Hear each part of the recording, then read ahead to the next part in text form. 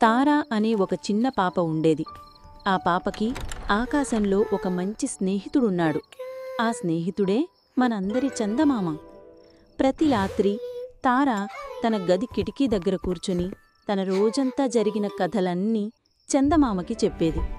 ఒక పౌర్ణమి రోజు రాత్రి చందమామ చాలా ప్రకాశవంతంగా, బలంగా కనిపించాడు.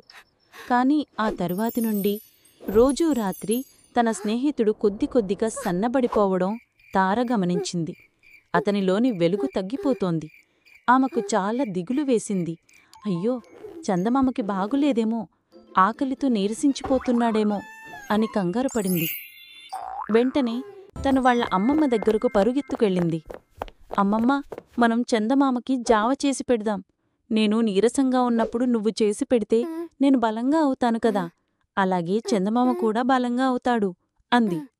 అమ్మమ్మ నవ్వి, సరేనమ్మా, కాని చందమామ జావకి కొన్ని ప్రత్యేకమైన వస్తువులు కావాలి అంది.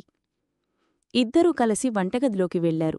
అమ్మమ్మ చెప్పింది, ముందుగా ఒక సంతోషకరమైన కల నుండి కొంచెం తీపిని తీసుకుందాం అంటూ ఒక చెంచా తేనెను తీశారు. తర్వాత అది మెరవడానికి మనకు కొన్ని నక్షత్రాల కాంతి కావాలి అంటూ బియ్యపు పిండిని జల్లించారు. చివరగా దానికి ప్రాణం పోయడానికి తామరాకు మీది ఒక మంచు బిందువును కలుపుదాం అంది. జావ తయారైంది.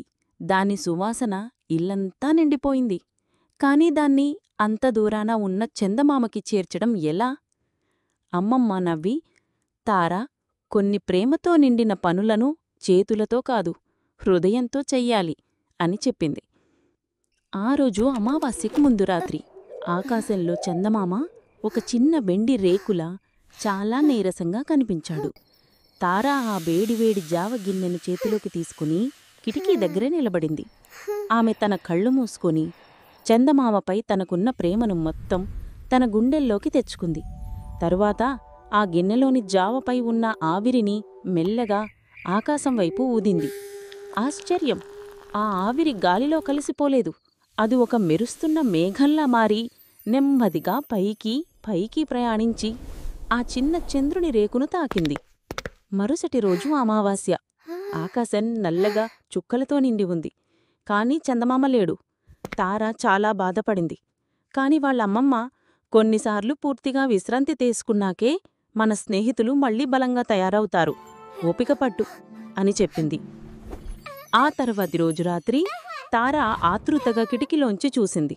అక్కడ ఆకాశంలో ఒక కొత్త ప్రకాశవంతమైన బాలచంద్రుడు నవ్వుతున్నాడు. రోజుకు అతను బలంగా, పెద్దగా అవడం మొదలుపెట్టాడు. తన ప్రేమతో చేసిన జావ వల్లే తన స్నేహితుడు మళ్లీ ఆరోగ్యంగా అయ్యాడని తార ఎంతో సంతోషపడింది.